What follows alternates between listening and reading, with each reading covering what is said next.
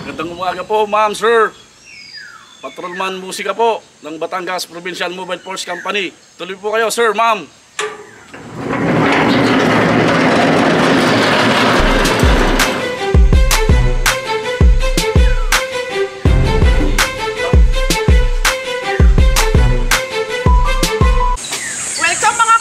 Isang magandang araw po sa inyong lahat. Ako po si Police Corporal Darmay C. Habenya at welcome po kayo dito sa Batangas PMFC. Magandang umaga po sa ating lahat. Ako po si Patrolwoman Angelica Lassi ng 1st Batangas PMFC. Isang mapagpalang araw po sa inyong lahat. Ako po ay si Police Corporal Ronald Cometa o mas kilala sa tawag na Delta 143 at kasama ko po ang aking buddy na si Patrolman Raymond Villanueva Bathan. At samahan niyo po ang ating mga honoree, ang ating mga retiree ngayong umaga na pinangungunahan ni na Ben Ronald Panyagdon, 27 years in service. At PCMS Ramil Bronce de Chavez, 27 years in 10 months service. Yan, at samahan niyo po kami ngayong umagang ito, hindi ba buddy? Samahan nila tayo para sa ating pong aktibidad ng 1st Batangas Provincial Mobile Force Company. So welcome po sa ating activity ngayong araw na itong Salamat Kapatid program.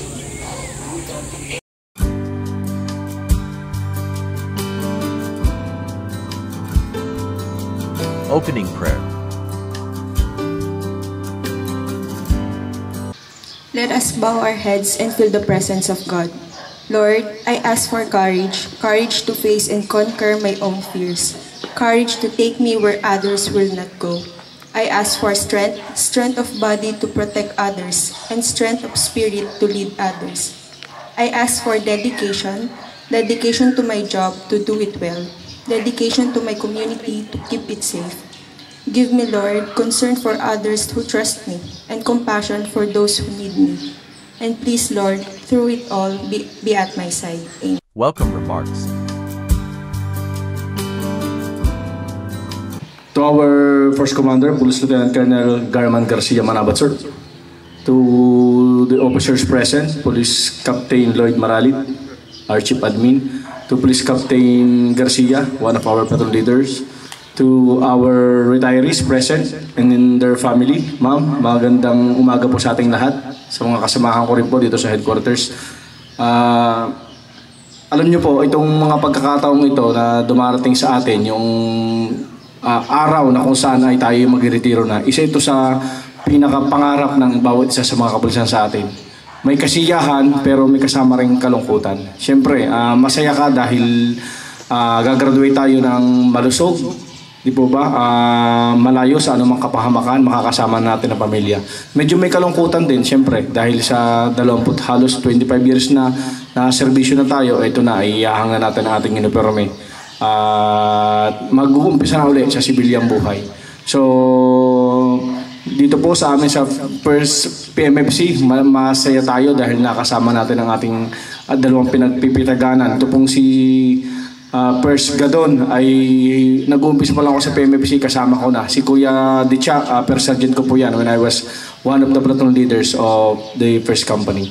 So again, welcome po sa ating retirement honor at magandang umaga po muli sa ating lahat.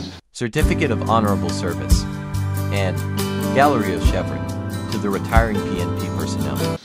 Citation with Republic of the Philippines, National Police Commission, Philippine National Police, Police Regional Office 4A, Batangas Police Provincial Office, 1st Batangas Provincial Mobile Force Company, Barangay Masaya, Rosario, Batangas.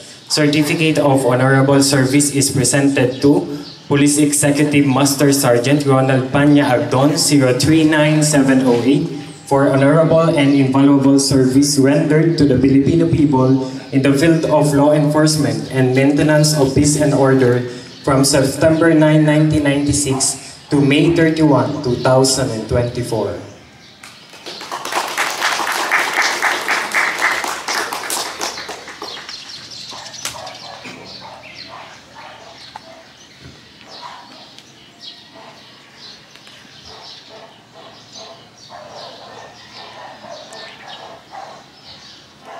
Silk Certificate of Honorable Service and Gallery of Chevron is presented to Police Chief Master Sergeant Ramil Bronce de Chavez, 100937, for his honorable and valuable service rendered to the Filipino people for 27 years and 10 months in the field of law enforcement and maintenance of peace and order from August 1, 1996 to May 31, 2024. Given this 13th day of May 2024, Barangay Masaya, Rosario, Batangas, signed Police Lieutenant Colonel Garman Garcia Manabat, Force Commander. Please be seated, sir. Reading of retirement orders.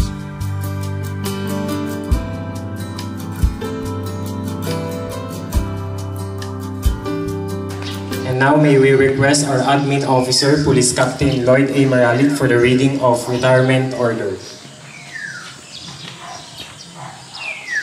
Special Orders Number NHQ-SO-OR-2024-2483 dated March 14, 2024.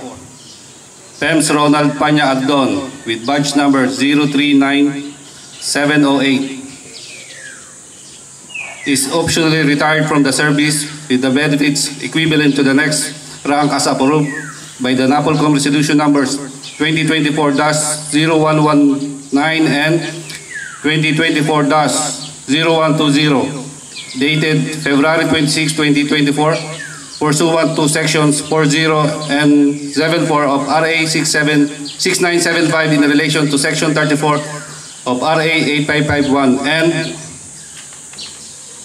Special Orders Number NHQ-0-OR-2024-84 dated January 8, 2024.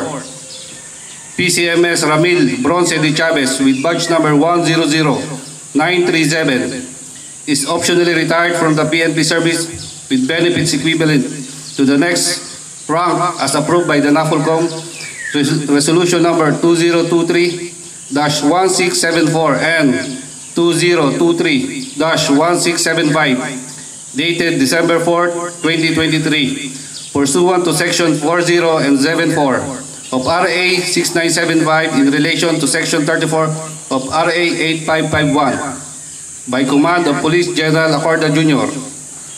Signed, Emmanuel B. Peralta, Police Lieutenant General, Chief of Directorial Staff. Reading of PNP Badge of Honor.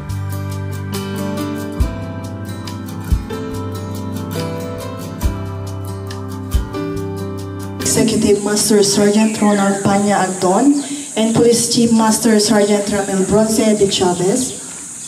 Upon taking the oath and assumption to the office, you were invested by the people and the law with the authority as a law enforcer. The PNP badge that was pinned on your left breast was the symbol of the legal authority. It was so placed near to your heart to remind you of the fidelity and dedication to duty expected of you as a public servant. You were entrusted with the badge as a symbol of your worthiness as a police officer to serve and protect the people from whom you derive the power and the authority to enforce the laws without fear or favor by the people of this land. You oversaw the general welfare of the people and ensured that the peace and order was maintained at all times. You were mindful the police was the protector of the weak, defender of the innocent, and an advocate of human rights. At the center of your badge is the PNP seal, held bravely by our hero Lapu-Lapu, the first Filipino to defend our country against foreign invaders, despite being inferiorly equipped. On your badge are the virtues of service, honor, and justice. They remind you to always render the highest form of public service for our fellow men. You serve the citizenry with unwavering commitment, selfless sacrifice, and willingness to die in the service of God, country, and people. Duty and honor bound you to be faithful to the trust bestowed upon you by the people. Your badge reminded you to maintain the dignity of your character at all times.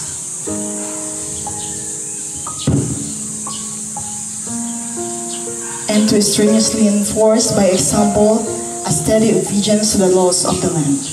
Exemplary conduct on your part Convince our people that you merit the just title and authority as you patrol the streets and walk your daily beat.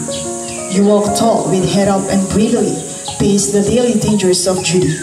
You kept the badge unsullied and free of any breach of fidelity. By the regularity of your conduct, you always endeavored to avoid any aspersion against our institution. You preserve our cherished customs and traditions and never countenance any deviation from them nor allow them to be infringed.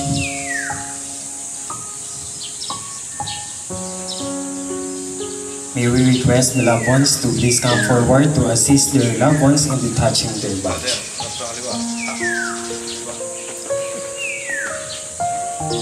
Police Executive Ronald Panya Agdon and Police Chief Master Sergeant Ramil Bronce de Chavez, you may now detach your badge from your police uniform.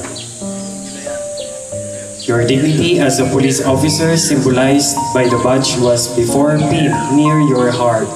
You never swerved from your solemn oath, neither violated your vows nor betrayed the public trust. Police Executive Master Sergeant Ronald Panya Agdon and Police Chief Master Sergeant Ramil Bronce de Chavez, you were a police officer, you have worn your badge with honor. May we request our Force Commander, Police Lieutenant Colonel Garman Garcia Malabad, to proceed at the center to accept the retiree's badge.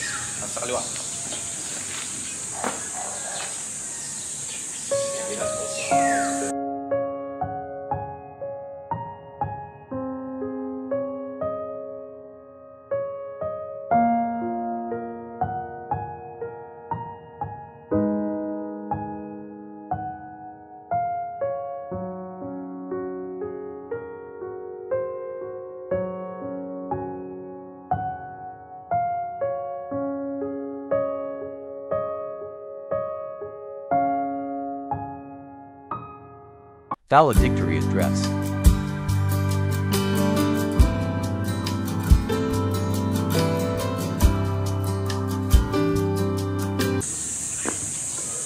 Good morning to our Force Commander, sir. Police Lieutenant Colonel Garman Malabad, sir. To our Deputy Force Commander, Sir Neptali, Major Neptali, soon to be Lieutenant Colonel na rin. Neptali. Sir Neptali, Sir Maralit, and Sir Garcia, and sa lahat ng mga nandito ngayon sa pamilya ko, sa inyo mga PNCO, good morning. Good morning, sir. Way back 1996, September 9, yung mga entry ako sa police service. Ito, pagkabata pa, dream ko na eh. So I pursue, nag-aral ako. From Isabela, I took up my college sa sa Kabanatuan pa, Nueva Ecija. After graduation, I took up yung licensure examination, then I passed year 1995. So I entered 1996.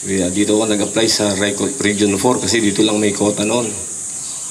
Ang naging unang quota is 300. So kami, left over kami, 200, 500 yung sa 1996. So, chosen among the, sa marami. Ang dami naming aplikante. So, nakalusot. From then on, nakagraduate. Yung unit namin, first is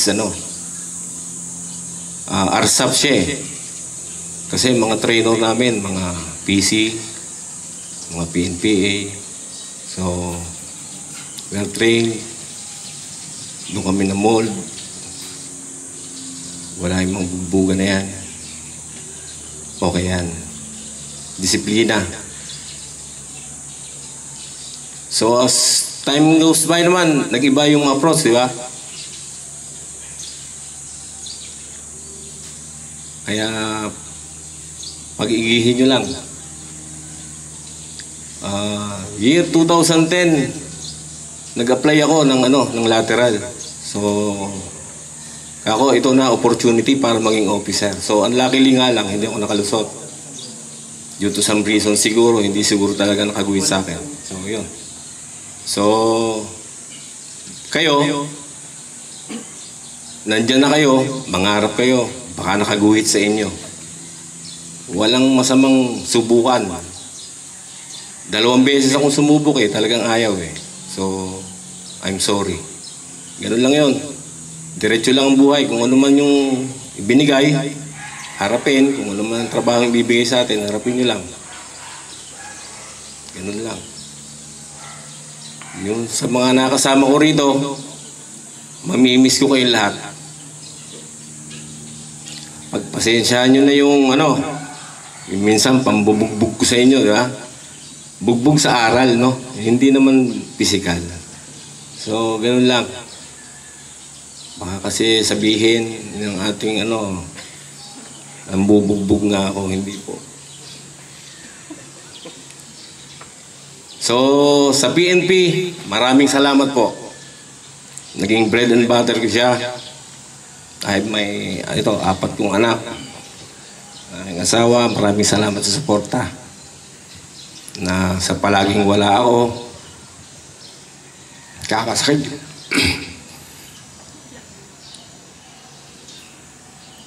Andiyan yung asawa ko.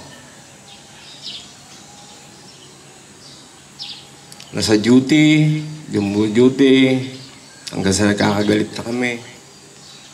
Minsan pa nga ako tungkulin So, later on, tagal naman, inuwaan naman niya So, yun lang. Kayo mag-aaway ng mag-asawa. Lahat yan na pag-uusapan. Kahit yung mga kasama natin dito, kayo mag-aaway-aaway. Kasi, meron yung ultimate goal lang naman natin kasi protection ng lives and property, di ba? Huwag na kayong lalayo. Doon lang tayo sa basic, hindi na kayo maliligaw. Protection of lives and property, encompasses na yun sa lahat. Unawain nyo lang, damahin nyo lang, isipin nyo, isa puso nyo, yun lang. Hindi na kayo maliligaw. Protektahan ng mga taong pinanumpaan nating paglilingkuran, di ba?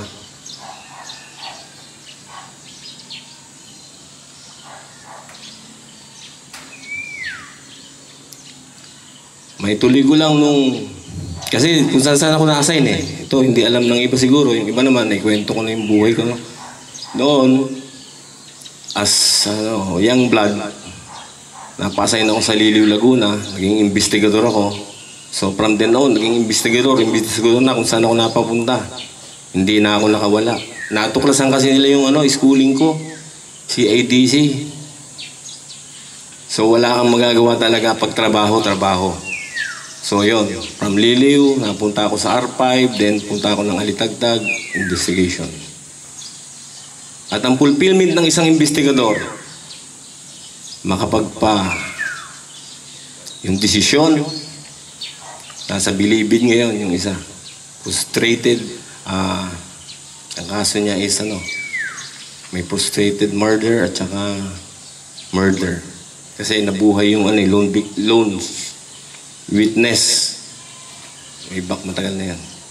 So, basta gawin nyo lang yun, trabaho nyo. At lagi kayong ngingiti. Hindi man masamang umiti.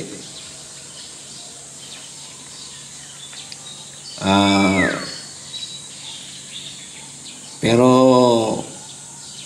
gaya niya, parang mga seryoso na. Hindi naman ako aalis na magkakakita-kita pa tayo. Magkikita-kita pa rin tayo. Siguro nahingi na ako ng tulong sa inyo. Ganun lang naman yung kasimple. With that, sa mga nakasama ko, maraming salamat sa inyo sa PNP. Mabuhay tayong lahat. God bless us all. Thank you, sir.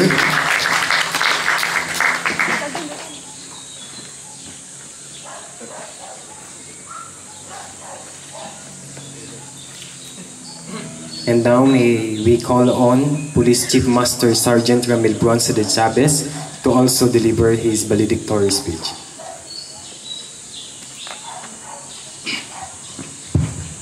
Magandang umaga sa ating lahat. Sa inyo mga sir. Hindi ko nakalayo magsasalita para din. Sabi si First Law lang. Pero yan, hindi na. Una sa lahat. Nagpapasalamat ako sa ating mahal na Panginoon. Gawa ng dumating na ako sa huli yugto ng aking karera. Sa loob ng 27 taon, mahigit 10 buwan. Naitawid ko ng maayos sa kabila ng lahat ng nag-uumpisa pa lang ako sa pulis. Marami din akong nakasamang kalokohan na damay. Awa ng Diyos, hindi naman ako nahabla. Hindi ako nagkakaso, kaya salamat ng marami sa Kanya. At sa loob ng mahabang panahon sa duty ko, lagi ako nasa malayo. Kung saan ako na-assign, lagi malayo, bihira akong umuwi sa amin.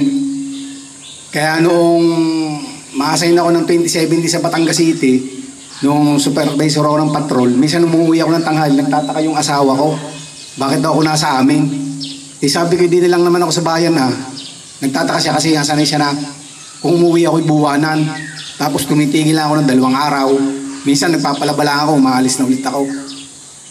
Hanggang sa ngayon, ganun pa rin. 27 taon, sa natatandaan ko, 3 beses lang ako nagbagong taon sa bahay, nakasama kong pamilya ko. Lagi ako nasa labas, nasa malayo. Nitong huli na lang, akala ko makapagbagong taon ako nitong, sabi ko itong huling bagong taon na nasa pulis pa ako kasi magre-retiro na. Hindi pa rin ako nakauwi. Mag-isa ko sa alam ni Sir Gary, ilan naman kayo, tsaka ang daming trabaho natin noon. Wala naman ako masabi kundi salamat sa inyong lahat, sa mga nakasama ko dito. Noong panahon 2000 pa, hindi pa ito ganito. Presentation of token.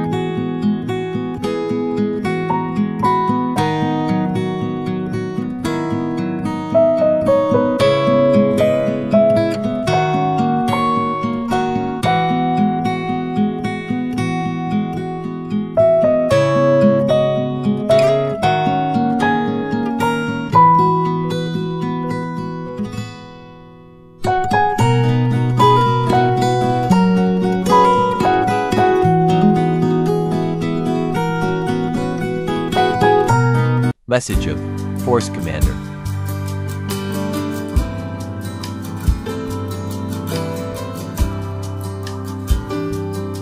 Once again, a pleasant morning to everyone.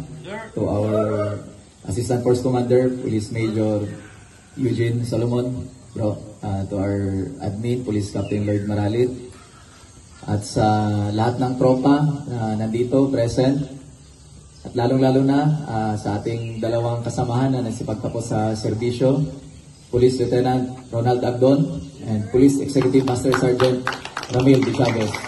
So, congratulations for a job well done. As you bow out of service, so continue yung pagiging natin, mabuti, maayos na tao. So sa mga naiwan, tayo, kasama na ako. So, we look up to them. Nagtapos sila ng maayos, walang problema. Kumbaga, basic ang sinasabi ni Lieutenant Agdon, serve and protect. So hindi na tayo maliligaw doon. So lagi nating tandaan yon, no? So lahat naman tayo, sinabi ulit ni Deputy, lahat tayo nangarap na magtapos ng maayos kagaya nila. So wala tayong ibang gagawin kundi yung basic, no? Serbisyong tama, to serve and protect. Sila, pagpasok nila ng serbisyo, 1996, way back na, 1996. So, grade 4 pa ako niyan. So, ngayon, naabutan ko pa rin. So, salamat ako, nakasama ko kayo. So, sa aking pag-upo dito, last November, nung katapusan. So, thank you sa inyong pagtulong sa akin, sa pag-guide dito sa tropa. As one of the officers na rin na masabi as you guide itong ating mga junior PNCOs sa kanya-kanyang platoon at dito sa HQ as a whole kay Lieutenant Agdon. So, Ronald, thank you. Kay Ramil, so thank you ulit sa inyong pamilya, sa mga asawa na dito at mga anak. So, ma'am, thank you po. So, yung nahiram na oras, ngayon, inyong na po sila. So, maliban na lang kung hindi pa rin mag-New Year si Ramil, baka ibang New Year na yon, no? So, i-check nyo na lang. Okay, baka New Year ka na, ha? Ayos yan. So, kay Ronald, wala pong masabi. Nandito po lagi, nagsusupervise po ang inyong asawa. So, talagang tutok po sa trabaho. So, napaka-swerte. Hindi ko po alam kung ano. Parehas naman kayo maswerte po. Napakasipag po. So, thank you sa families na dito. So, once again, mabuhay tayong lahat at tuloy lang ang ating serbisyo. Thank you. Photo Ops.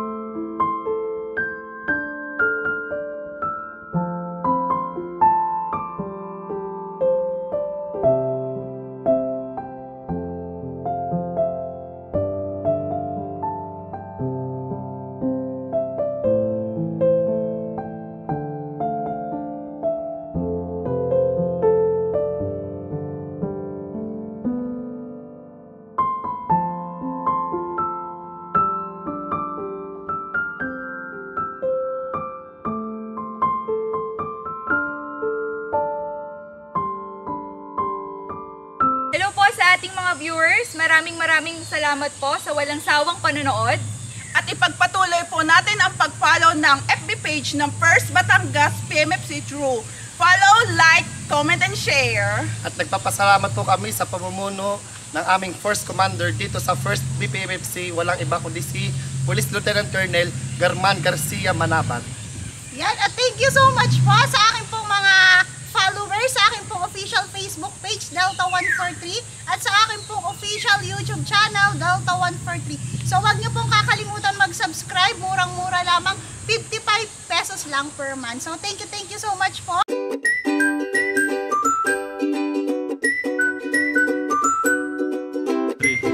Dahil dito sa First Batangas PMFC, ang gusto ng pulis, ligtas ka!